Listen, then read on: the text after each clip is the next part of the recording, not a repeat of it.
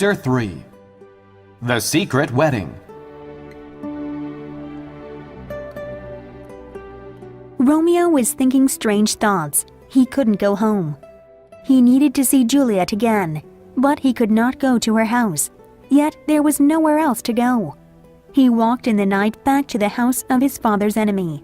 He climbed the garden wall and waited. He crouched in the bushes. In an upper room, lit by a single candle, was the shadow of a woman.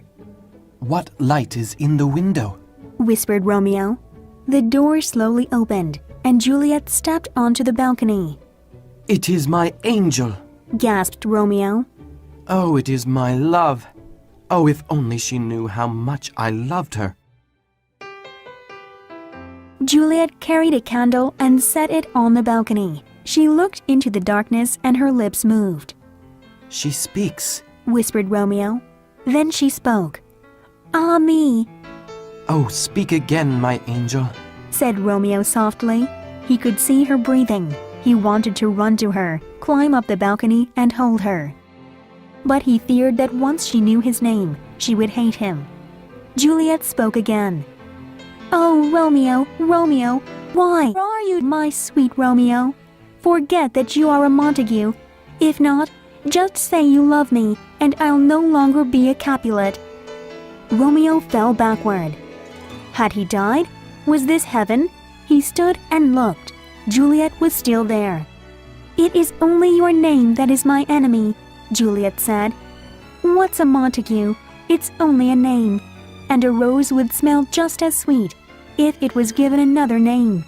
Romeo, forget your name and be only mine. Romeo couldn't endure it anymore. I will be only yours, he cried, coming forward.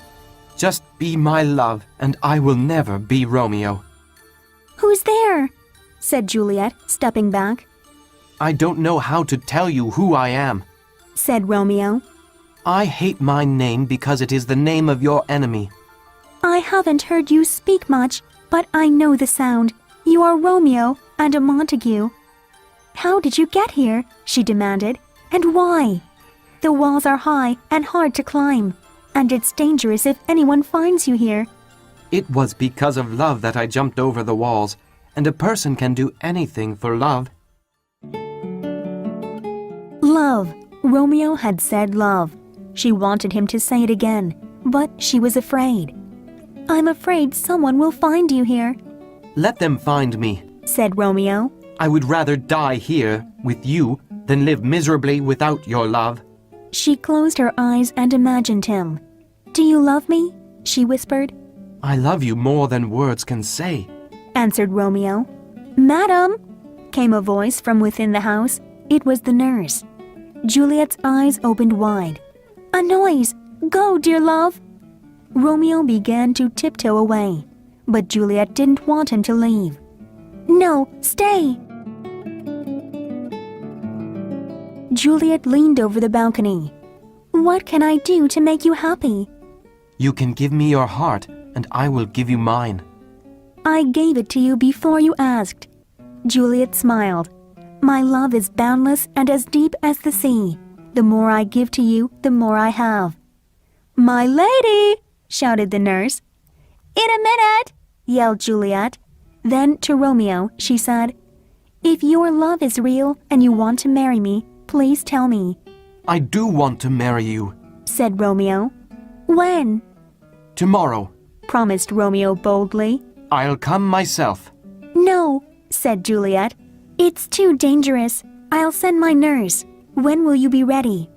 By 9 o'clock tomorrow. It will seem like 20 years till then, she said, but I will endure it. Go now. Romeo stepped away. She blew a kiss. Good night, good night. Parting is always sweet sorrow, but I will see you tomorrow. He could almost feel her kiss touch his lips. I will not sleep until then, he said, and then disappeared into the night. Friar Lawrence was working in the garden. Ah! He breathed in the smell of fresh flowers. The earth is a wonderful thing. he thought. It gives life to new flowers and trees. He pulled a pair of scissors from his pocket and began to prune the flowers, humming as he worked. Good morning, Father. Came an urgent voice. Friar Lawrence turned and saw Romeo. My boy, He said, what are you doing up so early in the morning? I've never known a young man to wake up so early. He smiled warmly. Or maybe you did not go to bed last night. I didn't go to bed, but I got the sweetest rest anyway. Were you with Rosalind and resting without sleeping? Friar Lawrence asked. Rosalind? I have forgotten all about her. That's good, my son. But then, where were you? Dancing with my enemy. Romeo exclaimed. That's where I forgot about Rosalind and learned what true love is. Friar Lawrence rubbed his eyes. You're confusing me, Romeo. He said, Speak directly. I love Capulet's daughter, said Romeo. and she loves me. We've just met, but our love is everlasting. We have sworn to marry. You must marry us today. Marry you? Friar Lawrence shook his head. You cried for Rosalind only yesterday. Now you say you will marry another? Didn't you scold me for loving Rosalind? I scolded you for idolizing her. Didn't you tell me not to love her? Yes, but not to fall in love again so quickly. You are too passionate. Don't we all live by passion? We live by reason. Insisted Friar Lawrence. We die by our passions. Well, then praise me for being reasonable. I now know you were right about Rosalind. I wasn't in love with her, but Juliet is perfect, and it's reasonable to love perfection, right? You must marry us. Friar Lawrence looked out at the sunrise. He couldn't believe what he was hearing. How could he marry someone so young and naive, and without the parents' consent? Father, Asked Romeo impatiently. The friar didn't answer. He continued thinking. Maybe a marriage would force peace between the fighting families, You have not persuaded me, Romeo, said Friar Lawrence at last. but I will marry you, and I hope this marriage brings love to your two families instead of hate. Friar Lawrence put his scissors back into his pocket and led Romeo to the church. where is Romeo? Mercutio leaned against the church steps, You said he wasn't home when you got there. No, answered Benvolio. but Tybalt has sent a letter to him. A challenge to fight? Asked Mercutio. Benvolio kicked a stone. I'm sure Romeo will accept the challenge. Then Romeo will die. Said Mercutio. Tybalt is an excellent fighter. Benvolio knew Mercutio was right, but Romeo was no coward. If Tybalt challenged him, Romeo would accept, and then Romeo would be killed. Benvolio didn't want to imagine that. I'd feel better if we knew where he was. Said Benvolio. There is our poor lover now. Pointed Mercutio. Romeo! Cried Benvolio. Why did you run away from us last night? Asked Mercutio. I'm sorry. Said Romeo. I had something very important to do. What were you so concerned about? About our friend. Said Mercutio. He's been so worried about love lately. We thought he might have done something terrible. Have you seen the letter, Romeo? Asked Benvolio. Letter? Yes. Said Mercutio. From the house of Capulet, your enemy. Romeo's eyes lit up. From the house of Capulet? What did it say? Why do you sound excited? Asked Benvolio. Is it news? Asked Romeo. I'm so in love. It seems like 1,000 years since I last heard her voice. Where is the letter? What do you mean, her voice? Asked Benvolio, puzzled. He's crazy. Said Mercutio. And I must be too. He rubbed his eyes. Is that an elephant coming toward us? They all looked up and saw Juliet's nurse walking toward them. Oh, I see. Said Mercutio, loud enough for the nurse to hear. It's just a fat lady. that, lady?" The nurse turned red with anger and ran toward Mercutio. "You have no manners," Stop this. yelled Benvolio. Both of you, calm down. "I was looking for young Romeo here, but I'm sad to see him with such rude men," said the nurse. Take him with you. Said Mercutio. A man in love is not good company for bad-mannered men like us. What can I do for you, madam? Asked Romeo. "Can I talk to you in private, sir?" asked the nurse. They stepped aside. The nurse studied Romeo. "My young lady has told me everything. I have a message from her. But first, she is so young. So do you only pretend to love her?" Pretend? protested Romeo. I cannot pretend. With Juliet, I have discovered myself. My heart, my mind, and my soul belong to her. The nurse no longer doubted Romeo. She looked into his dark eyes. He was so handsome. Romeo interrupted her stare. Are you happy with my answer? She blushed. "My lady loves you, and she is very precious to me. What is important to her is important to me. Oh, dear Romeo," she said, "you are going to make Juliet very happy." Romeo smiled. I plan to. He said, I've talked with Friar Lawrence, and he has agreed to marry us. Create a plan and bring Juliet to the church so we can be married. "Married," said the nurse. "How beautiful." Bring her as soon as you can. Juliet paced back and forth in her bedroom. She was so impatient. "I sent her so long ago," she thought. "Why is she so slow?" She sat down but stood up again. The nurse had been gone for over 3 hours. How long does it take to walk to the town square? The door blew open, and Juliet heard footsteps coming up the stairs. "Oh, here she comes!" cried Juliet. She opened her bedroom door. "Oh, what happened?" she begged. "Did you meet with him? Why do you look so sad?" "Just a minute," said the nurse as she reached the top of the stairs. "I'm out of breath." Juliet shook her. "Tell me, is it good news or bad news?" The nurse pinched her cheek. "You told me his face was more handsome than anyone's, but his hands, his feet, and his whole body are better too." The nurse fell onto the bed. Juliet jumped on top of her. I know, she snarled. "But what did he say about our marriage?" "He said something about it." "Oh, you tease me," cried Juliet. "Am I going to be married today or not?" The nurse grinned. "You didn't want to get married with Paris so quickly. Why are you so eager to marry this Romeo?" Juliet stood up and straightened herself. "I'm not eager," she said. "But what did Romeo say?"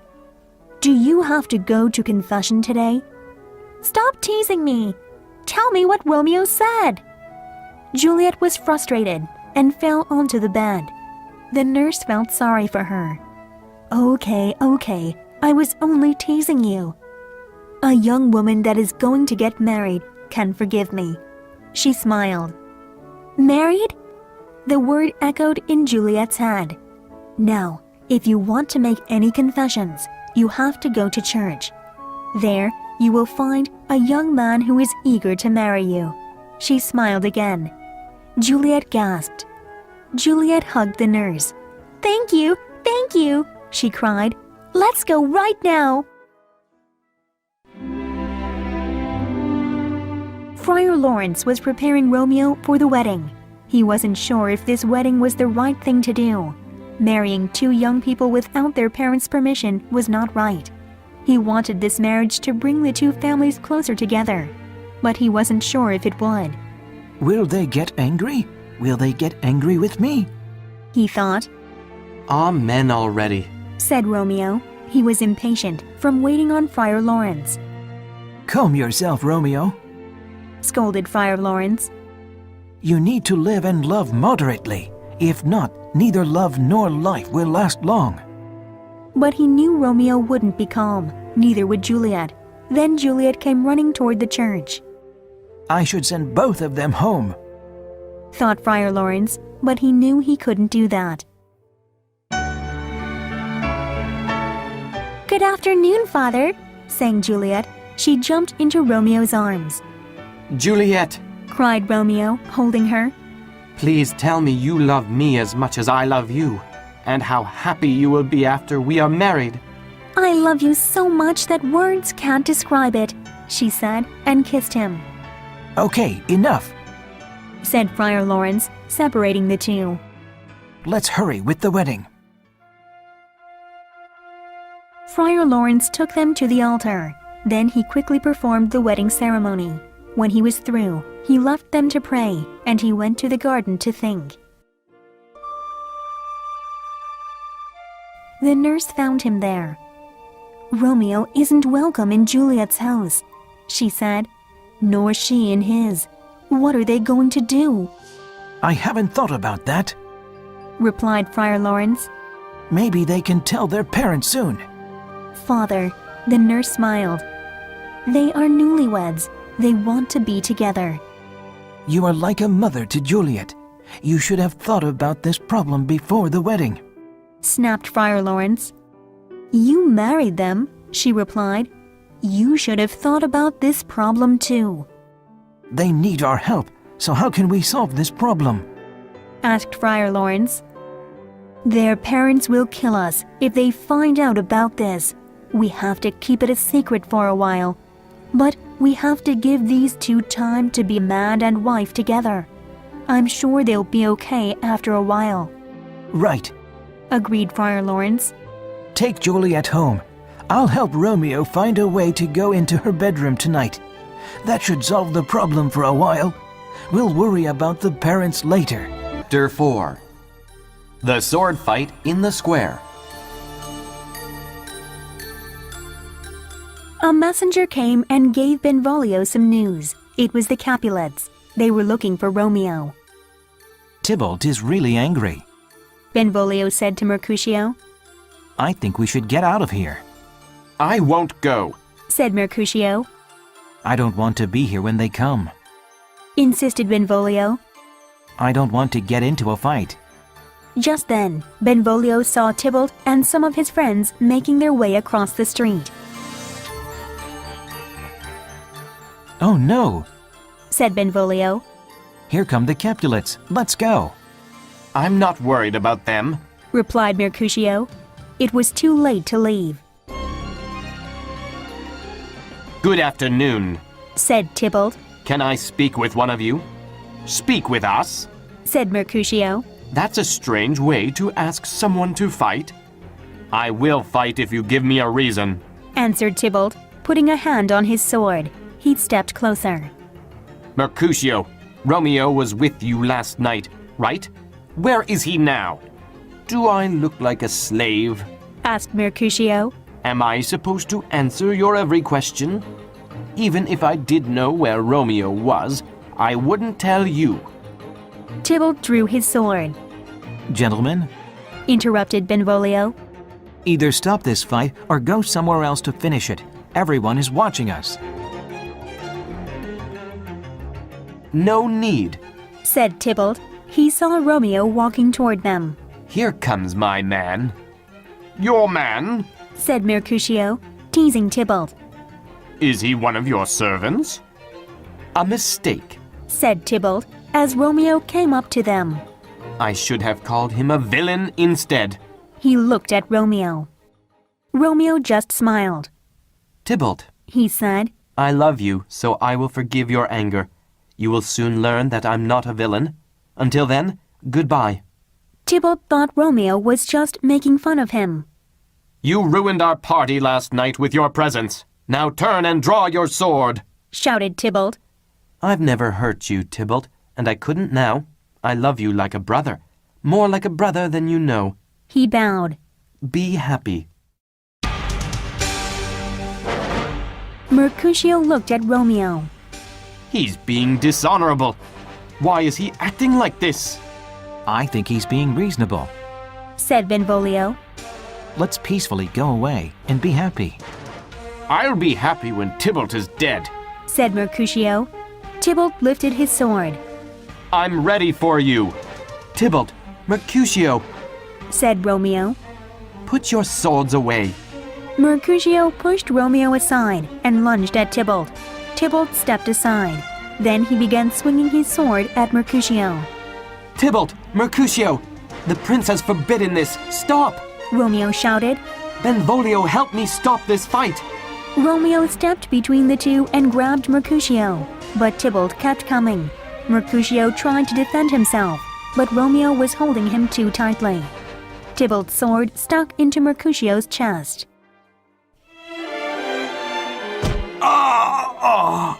Mercutio cried, falling to the ground.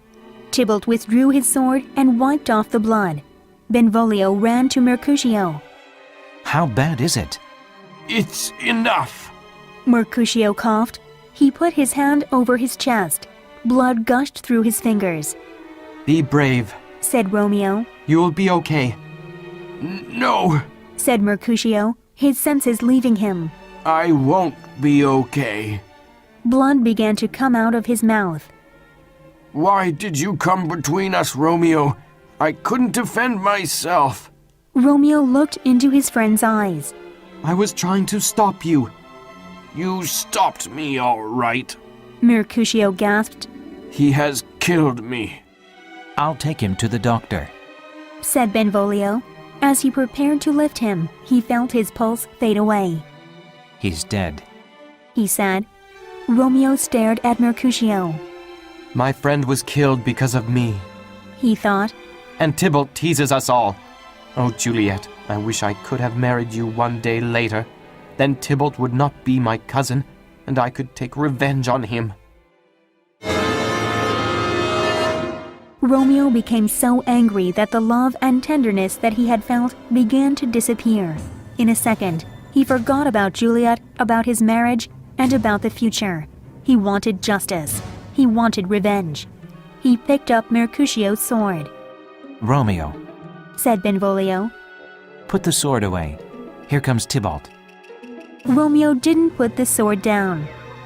So you've returned to see Mercutio's dead body, and to see us cry at your feet?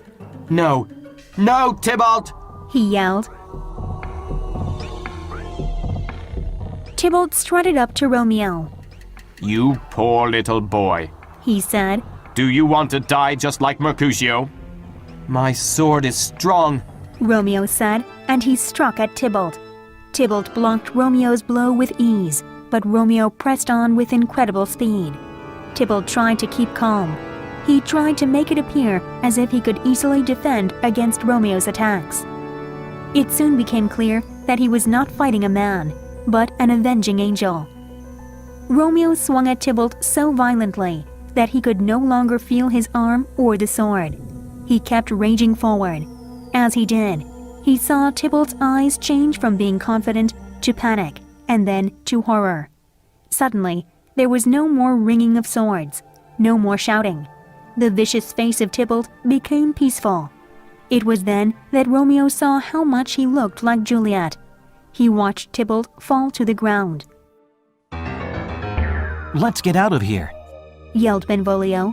Tybalt's dead. The prince will kill you all if he finds you here. Romeo dropped his sword. It was covered with Tybalt's blood, the blood of Juliet's kinsman. Oh, I'm a fool. He said. They are coming. Benvolio screamed. Romeo, get out of here. Juliet stood on her balcony. She watched the sunset. Please leave us, son, she chanted. Quickly become dark so that Romeo can come into my bedroom. Then we can hold each other all night. The nurse slipped through the curtain and out onto the balcony. She looked worried. Juliet knew something was wrong. What's the matter? He's dead, she said. Juliet almost fainted. My Romeo? My love? Dead? No, said the nurse, but the truth wasn't much better. No, Tybalt. Tybalt is dead, killed by Romeo, and Romeo has been banished by the prince. Did Romeo really kill Tybalt? Juliet could barely speak as she started to cry. "There are no honest men," replied the nurse. "I hope something bad happens to Romeo." Juliet became angry. "Don't say that! He killed your cousin. How can you defend him?" "Should I hate my husband? My cousin would have killed Romeo, but my husband is still alive." Juliet tried to stop crying. "So why can't I stop crying? I should be glad that Romeo is still alive." The tears came again. "Banished! He will never come to Verona or me again." Romeo stood up when Friar Lawrence returned to his room. Well, Father, what news? What did the prince decide? Friar Lawrence removed his jacket and hung it on the coat rack. A gentle judgment. He said, knowing that Romeo would not agree. Not death, but banishment. Banishment? Romeo cried. Banishment is worse than death. Please say death. Friar Lawrence knew Romeo was saying this because of his love for Juliet. The prince could have killed you. He didn't. The prince is being kind. There was a loud knock on the door. Hide yourself, Romeo, said Friar Lawrence. Romeo hid as Friar Lawrence opened the door. It was the nurse. "Good afternoon, Friar," she said. "Is Romeo here?" He is very sad, but here. He said. Romeo! Romeo came forward. "He looks like Juliet," said the nurse. "Tears and crying," You break my heart, nurse, said Romeo. to speak of Juliet. "And you broke her heart," she said. "She wants to see Tybalt and you, but she can't see either," Because I'm the bad guy that murdered her cousin. said Romeo. I will make Juliet happy and kill that bad guy. He pulled out his knife and placed it against his chest. Don't do that.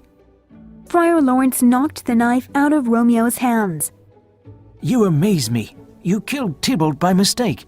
But if you kill yourself, you will also be killing Juliet. She is still alive. Will you abandon her by killing yourself? The prince has given you life. Calm down and think about what you will do. Romeo collapsed in a chair. Friar Lawrence put his hand on Romeo's head. Meet your love tonight. Go to her room as we have planned. Comfort her. We will get you out of the city after you have done this. You can live in Mantua until we can fix things between your families. If your love is strong enough, it will endure. "Good idea," said the nurse. "I'll go and tell Juliet. You will come tonight." Capulet was at his home with Paris. Because of Tybalt's death, he realized that many of the young people didn't listen to him. Tybalt hadn't listened to him, and so he had died. Capulet didn't want his only daughter to make the same mistake. Wife, He commanded. speak to Juliet before you go to bed. Tell her that Paris loves her. Tell her that on Thursday, 3 days from now, she will marry Paris. Lady Capulet bowed and left.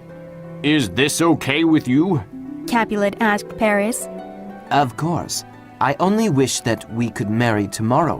He answered.